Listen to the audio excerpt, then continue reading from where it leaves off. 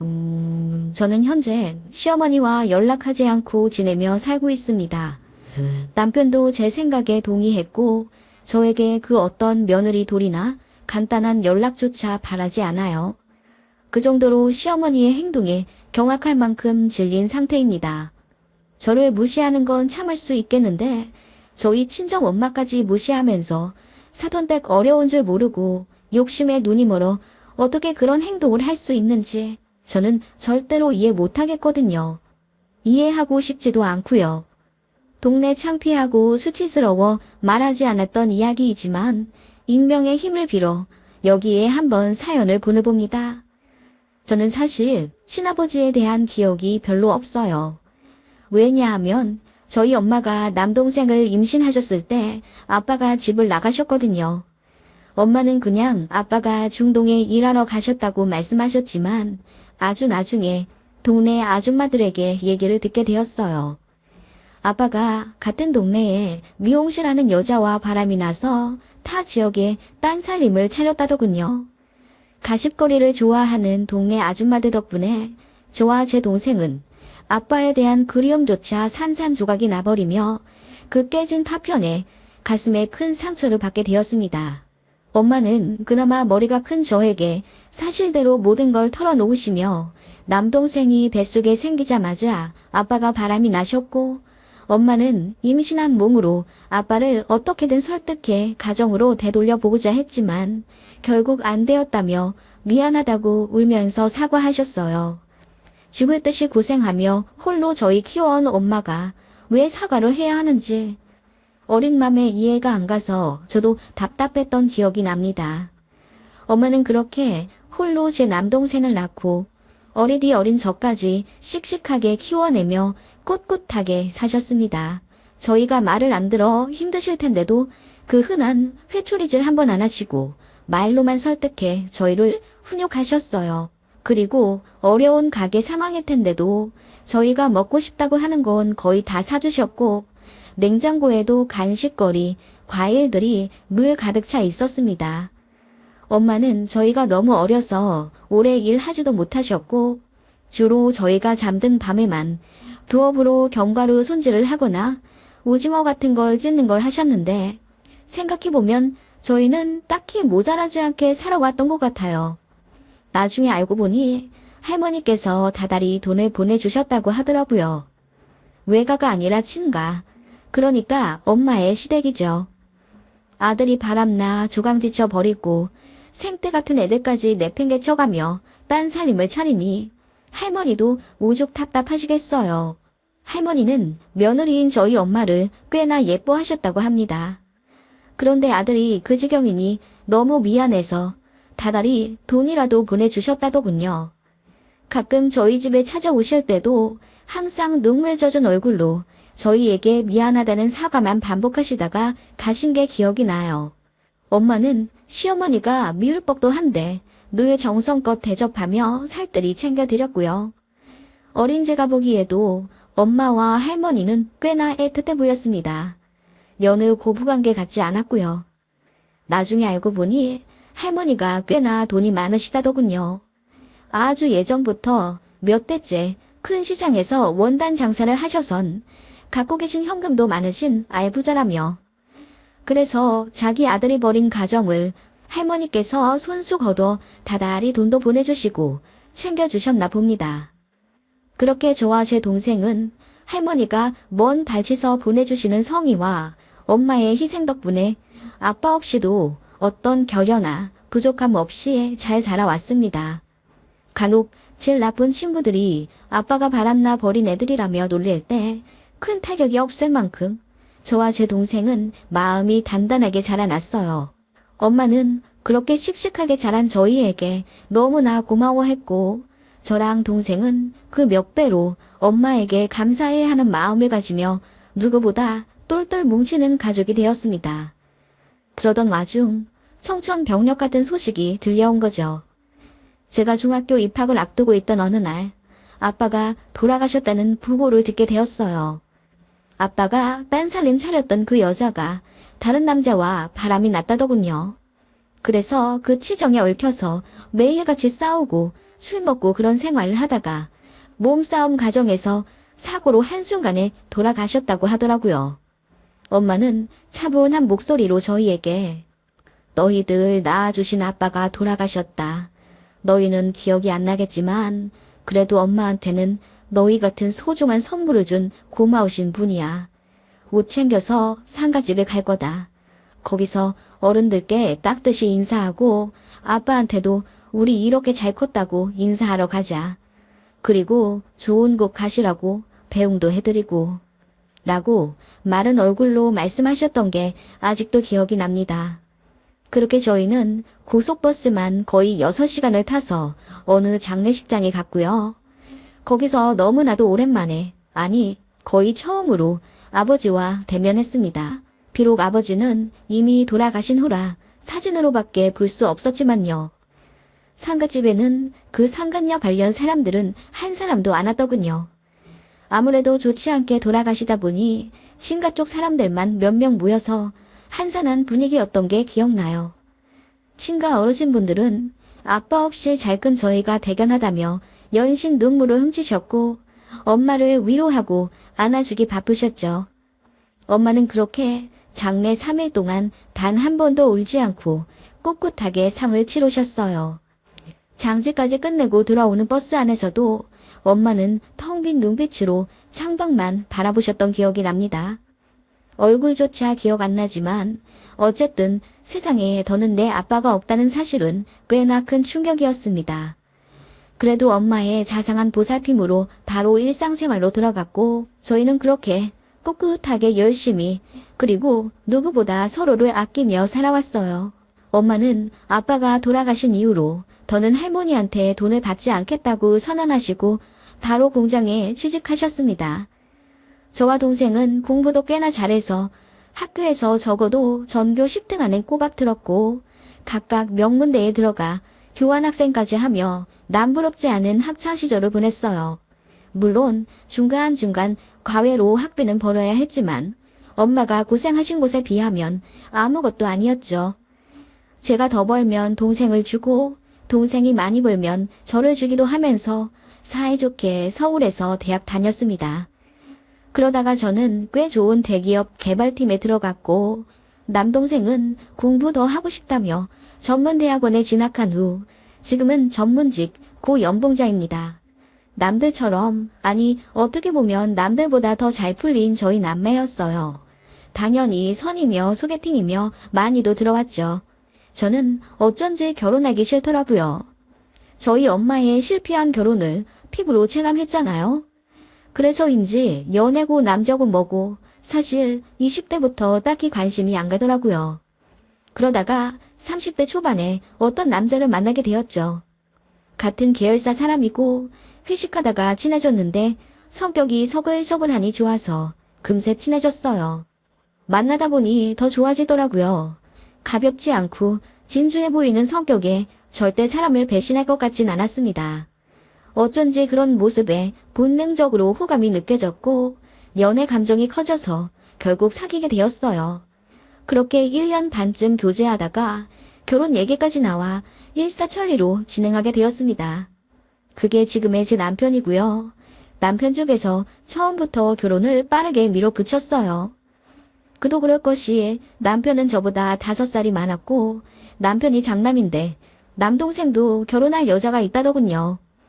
보수적인 본인 집안에서는 그래도 순서를 지켜야 한다고 남동생 결혼을 지체시키고 있었고 그 와중에 남편이 저를 만나니 잘됐다 싶어 빨리 결혼시키자 서두르게 된 거죠. 저에게 한없이 젠틀하고 상냥했던 시부모님이었고 상간례도 아무 일 없이 서로 배려해주며 좋은 분위기로 잘 마쳤어요. 결혼 준비 과정에서 불협 화음도 없었습니다. 어쩌다 보니 거의 반반씩 부담하여 결혼하게 되었고 이렇듯 별 문제 없이 잘 흘러가는 것만으로도 인연이라 생각하며 시부모님께도 참 잘했어요. 그런데 저 혼자만의 착각이었나 봅니다. 시어머니는 사실 제가 마음에 안 차셨다고 나중에 고백하시더라고요. 신혼여행 다녀와서 시댁에 인사드리러 갔을 때 어머님이 말씀하셨어요. 나는 사실 우리 큰아들이 더 괜찮고 멀쩡한 집안에 장가가길 원했는데 장인어른 사랑도 듬뿍 받으면서 같이 술도 한잔하고 그렇게 이쁨 받길 원했거든. 게다가 아버지 없이 자랐으면 마음에 그늘이 왜 없겠어. 아무래도 부모 두 분 모두 멀쩡하게 있는 집안에서 자란 사람이랑은 다르겠지. 그래서 편부, 편모 가정을 보면 문제없는 집안이 없다는 거야. 그 말에 저는 너무 상처를 받았죠. 신혼여행 다녀오자마자 이런 소리를 듣더니 남편도 발끈하면서 어떻게 그런 말을 와이프 앞에서 대놓고 하시냐 한 소리 했지만 시어머니는 이제 가족도 됐는데 숨길 거 뭐가 있냐면서 차라리 이렇게 다 드러내놓고 말하는 게 뒤끝도 없고 털털한 거라며 본인이 솔직한 시어머니라 그렇다고 저더러 알아서 이해하라고 하시더군요. 저는 사실 저희 엄마가 모독당한 것 같아서 기분이 너무나도 안 좋았어요. 그래서 저도 한마디 했죠. 어머님, 저희 엄마가 얼마나 잘 키워주셨는데요. 물론 사람이 흠 하나 없이 자라긴 어렵겠지만 저희 친정 어머니는 저랑 제 동생한테 갖고 있는 사랑을 다 쏟아 부어주셨어요. 저는 그런 어머니 밑에서 자란 게 자랑스럽고요. 편모 가정에 대해 편견이 있는 사회란 건 알지만 어머님도 저를 가족으로 받아들이신 만큼 조금 열린 마음으로 보셨으면 해요. 어머님께서 그렇게 생각하실 줄은 전 정말 몰랐나요? 결혼 전에 일러주시지 그러셨어요. 라고 했더니 입을 삐쭉 내미시며 큰아들이 저 아니면 결혼 안 하겠다고 버틴다는데 작은아들 생각해서라도 빨리 진행시켰어야 했다고 끝까지 저 마음에 안 드신 티를 팍팍 내시더군요. 그 바람에 시댁에서 어정쩡하게 앉아있다가 남편이 서둘러 급하게 신혼집으로 돌아왔습니다. 돌아오는 차 안에서 펑펑 울었던 기억이 나네요. 남편은 본인이 대신 사과하겠다고는 했지만 그건 어디까지나 남편의 사과일 뿐이지 전혀 위로가 되지 않았죠. 그리고 몇 달 뒤 해가 바뀌자마자 도련님이 기다렸다는 듯 결혼을 하셨어요. 동서는 양가 부모님이 모두 교육자 출신이신 집안 사람이었는데 시어머니가 너무너무 좋아하시더라고요. 이제야 멀쩡한 집 며느리가 들어왔다며 저를 대놓고 저격하며 모욕 주시더군요. 시어머님은 그때부터 대놓고 저를 차별하기 시작하셨어요. 명절에 같이 모여 음식을 하고 있으면 무조건 저는 못한다, 동서는 잘한다 칭찬하시더군요. 이를테면 제사상에 올릴 대추를 손질하고 있는데 어머님이 키친타올에 물을 묻혀 닦으라고 하시더군요. 그래서 어머님 말씀대로 하고 있는데 동서는 키친타올이 비위생적이라며 가제수건을 찾아 그걸로 닦더라고요. 그랬더니 어머님이 그래, 역시 둘째 며느리가 잘 배워와서 잘하는구나. 그래, 입에 넣을 음식인데 키친타올로 하면 안 되지. 그네야, 넌 뭐하고 있니? 너도 가제수건 빨리 찾아와라. 영 굶 떠가지고 그게 뭐니? 하시며 어머님 말씀대로 한 저를 구박하시더군요.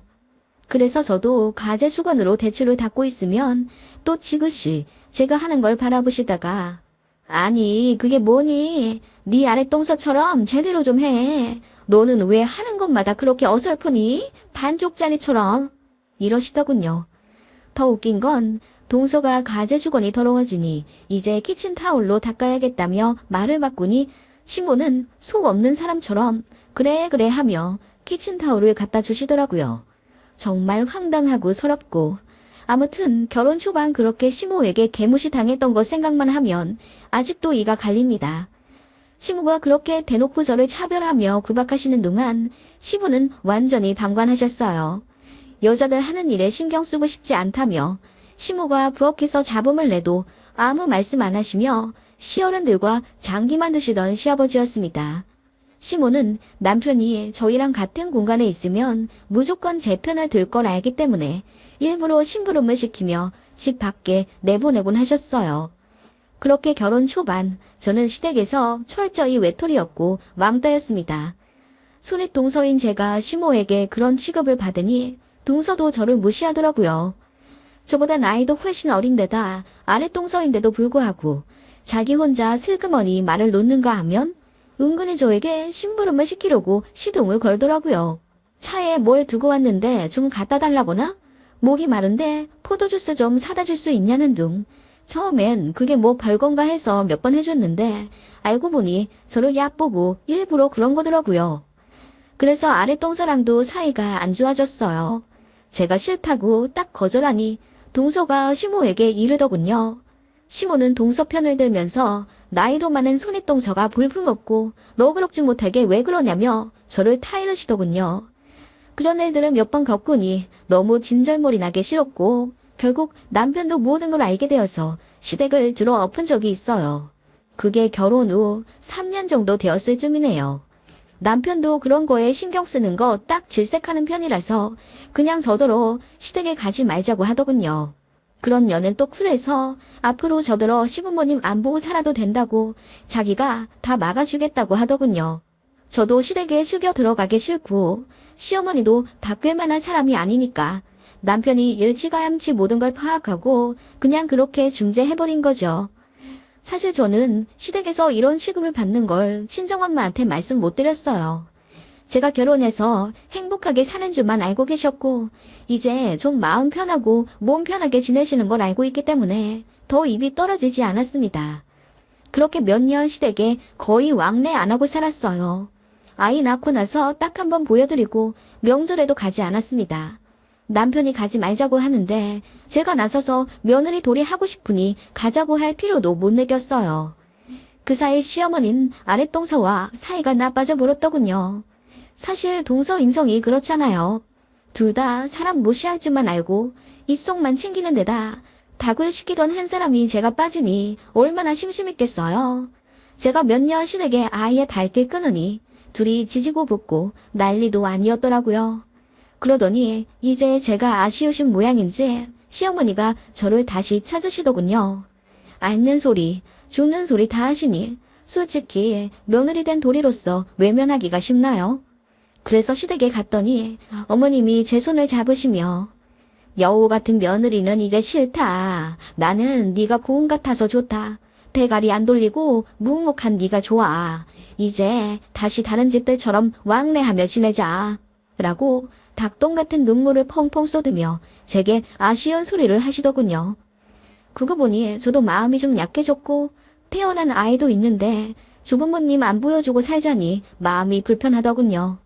그렇게 다시 시댁과 왕래하게 되었다는 이야기예요. 그게 결혼하고 나서 약 5년 동안 일어났던 사건들이네요. 시어머니는 이전과는 달리 조금 나아진 모습을 보이시려고는 했지만 여전히 틈만 나면 제 앞에서 편부모 가정 흠을 보이며 저를 깎아내리려고 하시더군요. 그 전에야 좋은 게 좋은 거라고 참았지만 더는 참을 필요도 없잖아요. 그래서 어머님께 어머님 그런 말씀 하지 마세요. 사람은 어떻게 될지 모르는 거고 저희 엄마도 과부가 되고 싶어 되신 것도 아닌데 왜 자꾸 그렇게 말씀하세요? 자꾸 그러시면 저도 더 이상은 못 참아요. 라고 했더니 우물쭈물 하시며 아무 말 못 하시더군요. 그러더니 이제는 양가의 노후 준비에 관해 비교하면서 또 저희 엄마를 후려치시려고 하는 거예요. 시아버지는 오랜 공무원 생활을 정년퇴직으로 마무리하시며 매달 연금을 꼬박꼬박 받으십니다. 시어머니는 그 부분에 대해 아주 자긍심이 높으셨죠. 젊을 때 시아버지 불같은 성격 때문에 시어머니가 이혼을 몇 번 생각하셨다는데 그래도 꾹 참고 이 나이 이때까지 같이 살붙이며 사는 게 얼마나 다행인지 모른다며 혼자 살았으면 당장 내 입에 풀칠도 못하고 살았을 거라고 말씀하시더라고요. 그러시면서 은근히 저희 친정엄마에 대해 물으시는 거죠. 사실 결혼 전에도 저희 친정엄마 노후 준비에 대해 넌지시 여쭤보셨던 적이 있긴 했어요. 그런데 새아가 안사동께서는 따로 수입이 있긴 하시다니? 네, 마트 일도 꾸준히 하시고요. 연금도 꼬박꼬박 넣고 계세요. 그리고 뭐 혼자 계시다 보니 많이 쓰지도 않으세요. 저희가 드리는 용돈도 있고. 그래, 뭐 혼자 사시니 많이 쓰실 것도 없긴 하겠다만 그래도 아무래도 노후 준비는 잘 안 되어 계신 건 사실이잖니? 그건 아닌 것 같은데요. 아버님 어머님처럼 공무원 연금까진 아니지만 그래도 국민연금도 받으실 수 있고 어머님 스스로 저축하신 것도 꽤 되세요. 그래 봤자지 뭐. 혹시 큰 병이라도 걸리시거나 몸 불편하시게 되면 요양원에 가셔야 할 텐데 그 돈을 다 누가 충당한다니. 사돈 총각도 있긴 하지만 그래도 결국 장녀인 너도 책임을 져야 할 텐데 이래서 홀어머니는 하시며 혀를 끌끌 차시길래 저도 발끈할 수밖에 없더라고요. 솔직히 말해서 시댁보다 저희 친정엄마가 더 재정적으로 여유 있으십니다. 결혼하고 나서 저희 할머니가 돌아가셨거든요. 그때 할머니의 유언으로 저희 친정엄마가 경기도 모처에 있는 3층짜리 상가 건물 하나를 증여받게 되셨어요. 할머니께서 늘 저희 엄마에게 미안해 하셨고 마지막까지 불쌍한 며느리 챙긴다고 그렇게 유언까지 따로 작성을 하셨더라고요. 그게 시세로 따지면 거의 40에서 50억 정도 되는 거고 그거 서류랑 증여세며 이것저것 세금 처리하느라 저랑 남동생이랑 몇 달을 여기저기 다니며 고생했었거든요. 그때는 시어머니랑 사이가 안 좋아 시댁 왕래를 안 할 때라 시어머니는 모르셨던 사실이죠. 그래서 그걸 말씀드렸습니다. 친정엄마한테 건물 있으시고 세도 받으신다고요. 그랬더니 시어머니가 눈이 튀어나올 듯이 놀라시며 그게 사실이냐고 되물으시더군요. 정말이니? 안사돈께서 정말 그 정도 되는 건물에 건물 주시라고? 아니 그 정도 되는 걸 증여 받으셨다고? 하시면서 믿기지 않는다는 듯 얼떨떨한 표정을 지으시더군요. 그 이후로는 친정엄마 무시하는 언행을 일체 안 하시더라고요. 속이 시원했습니다. 그러던 어느 날 저희 친정엄마에게 좋은 소식을 듣게 되었어요. 저희 엄마가 저 결혼할 때쯤 지인으로부터 어떤 신사분을 소개받으셨는데 그분이랑 친구처럼 지내다 보니 사랑의 감정이 싹 트셨나 봐요. 사실 저는 엄마의 연애를 적극 추천하던 딸이었습니다. 엄마는 제가 2살인가 3살 때부터 아빠에게 버림받아 쭉 혼자 지내셨던 분이니 30년 가까이 얼마나 외로우셨겠어요. 그동안 저희 키운다고 주변의 추파도 다 걷어내버리셨던 분입니다. 저는 늘 엄마에게 그랬어요. 엄마는 평생 남자라고는 아빠 한 번 잠깐 만나 결혼 생활 1, 2년 한 게 다잖아. 엄만 이렇게 나보다 더 곱고 아직도 이렇게나 예쁘신데 좋은 사람 생기면 진득하게 연애도 좀 하고 사랑도 좀 받으면서 사세요. 엄마 인기 많다고 이모한테 다 들었어. 나는 너희들만 있으면 돼. 너희들 사랑만 받으면 되고. 그리고 다 늙어서 뭔 연애니? 됐다 그래. 그치만 저는 언제든 엄마의 연애를 환영하고 좋으신 분이라면 사실 재혼도 적극 찬성하던 바였습니다. 그렇게 몇 년이 흘러 엄마도 드디어 너무나도 멋지고 젠틀한 남자친구가 생기신 거예요. 저 신혼 때쯤부터 호감을 갖고 만나셨다고 하더라고요. 엄마의 애인은 저희 집만큼은 아니지만 오래전 부인과 사별하시고 혼자 딸 하나 키워오신 어느 서점 사장님이셨어요. 젊을 땐 아르바이트 겸 투잡으로 아이들 공부방도 운영하셨다던데 그래서 그런지 정말 말투도 나긋나긋하시고 순수해 보이셨습니다. 두 분 다 배우자 사별하고 오랜 기간 혼자 계시다 만나신 거라 너무나도 조심스러운 만남을 하고 계시더라고요. 저랑 남편 그리고 남동생까지 그분을 만나 뵙고 나서 엄마를 맡기기에 좋은 사람이라고 판단했어요. 게다가 그 따님분도 본인의 아빠가 만나는 애인인 저희 엄마가 너무나도 좋다고 따른다더군요. 시어머니도 어쩌다 보니 그 사실을 알게 되셨습니다. 엄마가 지혼을 전제로 만나시는 분이 있다고 하니 시어머니가 놀라시면서 안사돈께서 재혼을 하신다고? 아니 누구랑? 세상에 이제 와 무슨 새살림을 꾸리신다고 하시며 말을 줄이시더군요. 딱 봐도 마음에 안 든다는 분위기였습니다. 아니 자식들인 저희들이 좋다는데 시어머니가 그럴 입장이 안 되시잖아요. 그전에는 지금이라도 친정엄마 재혼하실 수 있게 저더러 선자리 좀 알아보라 어쩐다 하시더니 친정엄마 건물 있는 거 아시고서는 갑자기 태세 전환하신 게 웃겼어요. 시어머니는 그 이후로 틈만 나면 저에게 전화 거셔서는 아니 안사돈이 재혼하신다는 그분은 뭐 하시는 분인데 집안은 어떻고 거기 자식들은 있어? 딸이야 아들이야? 응? 좀 자세히 좀 말해줘봐 하시며 닥달하시더군요. 서울 외곽 쪽 동네에서 서점하고 계시고요. 따님 하나 계세요. 저랑 제 동생 또래 정도고요. 좋으신 분이에요. 서로 많이 존중하며 아끼시고요. 정말 점잖으세요. 저랑 제 동생도 그분 많이 만나 뵀어요. 걱정 안 하셔도 돼요.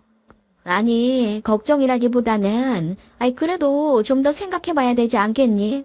재혼은 좀 황당하다 얘. 아니 그냥 연애만 하시거나 아니면 동거를 하시라고 해. 서류까지 합칠 필요 있어. 자식들도 다 컸고 남은 날이 얼마나 된다고. 그 말에 저도 화가 나더군요. 남은 날이 얼마나 된다뇨. 오래 사시라고 독담을 하셔도 모자랄 판에 너무 무리하시네요. 어머님, 제가 어머님께 남은 날 얼마 안 남으셨으니 이렇게 해라 저렇게 해라 말씀드리면 좋으세요? 라고 했더니 아무 말 못하시더군요. 그렇게 잠잠하나 싶더니 시어머니가 저희 친정엄마 재혼하실 분 전화번호 좀 알 수 있냐고 물으시더군요. 황당해서 그건 왜 물으시냐 했더니 사돈 되실 수도 있는데 뭐 좀 여쭤보려고 한다며 하시길래 제가 그럼 재혼하고 나서 아셔도 늦지 않으실 거라 하니 뭐라 궁시렁거리시더군요. 그런데 정말 까무러칠 만한 사건이 터졌습니다. 시어머니가 저희 새아버지를 되실 분이 운영하신다는 서점을 어떻게 뒷조사로 알아내신 모양입니다. 거길 찾아가셨다더군요. 지금부터 진짜 황당한 얘기가 이어집니다. 들으시면 정말 놀라실 거예요. 시어머니가 시고모님 대동해서 그 서점에 방문하셨다더군요. 그래서 새아버지 되실 분께 인사하면서 자기가 누구 시어머니인데 얘기 좀 했으면 좋겠다 하시며 잠깐 카페에 가자고 하셨다더군요. 그래서 같이 가서 앉자마자 하는 얘기가 저기 우리 안사돈이랑 재혼하신다던데 이 얘기는 아시나요? 안사돈 아주 젊을 때 돌아가신 사돈 양반이 바람을 피웠다더군요. 그래서 딴 살림 차려 나간 건 알고 계시는지요? 아, 네. 얼추 들어 알고 있죠. 그 사람이 고생 많이 했다고 들었습니다. 마음이 아프죠. 그런데 왜 그러시나요? 아니, 그렇게 신혼인데 왜 바람이 났을까요? 안사돈이 성격적으로 결함이 있어서 바람이 나셨겠죠. 상견례 때도 느꼈지만 말도 별로 없고 습기도 없는 것이 영 애교도 없어 보이고 어떻게 보면 좀 음침하기까지 하더라고요. 그런 분이랑 뒤늦게 재혼해서 행복하시겠어요? 듣기로는 거기도 사별하신 지 오래되셨다는데 제가 보기엔 둘이 잘 안 맞으시는 것 같거든요. 아니, 그걸 어떻게 판단하십니까?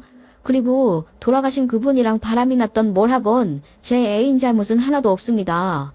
그리고 성격이 진중하고 책임감이 있어서 저는 좋은데요. 말씀대로 둘 다 사별한 지 꽤 됐으니 서로 더 조심스럽고 신중해야 합니다. 그런 면에서 저희는 너무나 잘 맞는다고 생각하는데요. 왜 이런 말씀을 여기까지 찾아와서 하시는지 모르겠지만 저희가 알아서 합니다. 현주 시어머니라 하셨나요? 재혼하게 되면 왕래가 있을지 없을지 모르겠으나 이런 말씀까지 하시는 건 선을 넘으시는 것 같습니다. 저는 이만 일어나겠습니다. 라고 하며 새아버지 되실 분이 언제나 하셨대요. 그 얘기를 나중에 듣고 나서 저는 너무나 황당하고 분노가 치밀어 오르더군요. 이런 말 좀 심하지만 진짜 본인이 뭐라고 거길 찾아서 그런 망언을 하는지. 그래서 바로 시댁에 달려가 시어머니께 소리를 질렀어요. 어머님, 제 새아버지 되실 분한테 찾아가서 저희 친정엄마 험담을 했다는 게 사실이에요. 왜 그러셨어요? 아니, 어머님이 무슨 권리로 저희 엄마 재혼에 대해 왈가왈부 하시는데요. 어머님이 뭐라도 되시나요? 라고 했더니 시어머니가 당황하셔서는 아니, 그래도 내 아들의 장인 되실 분이잖니. 그러니까 나도 인사도 좀 하고 상의도 좀 하고. 무슨 상의요? 어머님 정말 이해 안 가요. 왜 그러시는데요?